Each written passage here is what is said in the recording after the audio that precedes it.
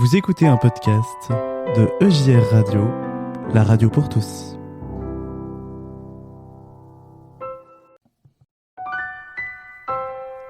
Vous écoutez un podcast de EJR Radio, la radio pour tous. C'est l'heure du conte. Le râleur ravi.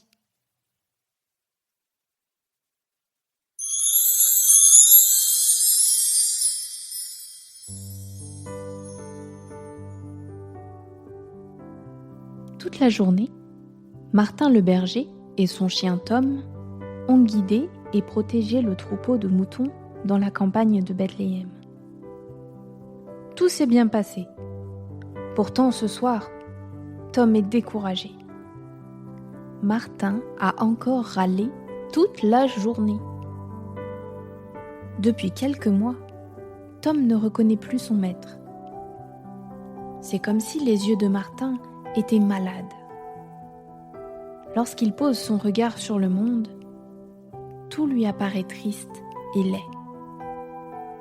Il ne voit plus la beauté de la campagne, la gentillesse des autres bergers, ni même la fidélité de Tom, toujours prêt à aider son maître. C'est bien simple, il se plaint de tout. La nuit est tombée sur le pâturage et les moutons se sont couchés dans l'herbe. Tom, épuisé, s'apprête à les imiter, lorsque des éclats de voix retentissent dans la plaine.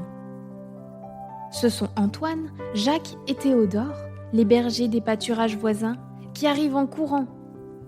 Ils racontent à Martin une histoire incroyable. Un ange leur a parlé. Le sauveur qu'attendait Israël est né, cette nuit, dans une étable. Et pas n'importe où, hein. Chez eux, à Bethléem, dans leur pauvre village. Quelle nouvelle! Tout le monde se met en route pour aller voir le nouveau-né. Les bergers marchent devant, suivis par leurs moutons, que les chiens ont rassemblés en un seul troupeau. Conversations joyeuses, aboiements et bêlements résonnent dans la campagne endormie. Et que fait Martin en marchant vers Bethléem? Il râle, bien sûr. Écoutez-le, ce vieux ronchon. Cette étoile est bien trop brillante. J'ai mal aux yeux. Ces anges chantent beaucoup trop fort. On ne s'entend plus avec ce boucan. Ah aïe! J'ai un caillou dans ma sandale. Et quelle horrible montée! Je suis essoufflé. Une demi-heure plus tard, toute la petite troupe arrive à Bethléem. Martin, Antoine, Jacques et Théodore montent vers l'étable avec quelques animaux. Tom, en bon chien de berger, reste à l'entrée du village pour garder le troupeau. Les moutons, tout excités, courent dans tous les sens. Bé, bé. C'est à qui bêlera le plus fort. Tom se donne de la peine pour qu'ils restent groupés. Si Martin les voit dans cet état, c'est sûr, il sera très fâché. D'ailleurs, le voilà qui revient déjà, une brebis dans les bras. Mais c'est étrange. Il n'est pas comme d'habitude. Martin ne traîne plus des pieds, mais il court. Un large sourire illumine son visage. « Oh Tom, mon bon chien, comme je suis heureux! Quelle nuit merveilleuse, joyeuse, fabuleuse, prodigieuse !» Il se met à chanter Gloria, les mains levées vers le ciel, en tournant sur lui-même. Tom n'en croit pas ses yeux. Quel changement!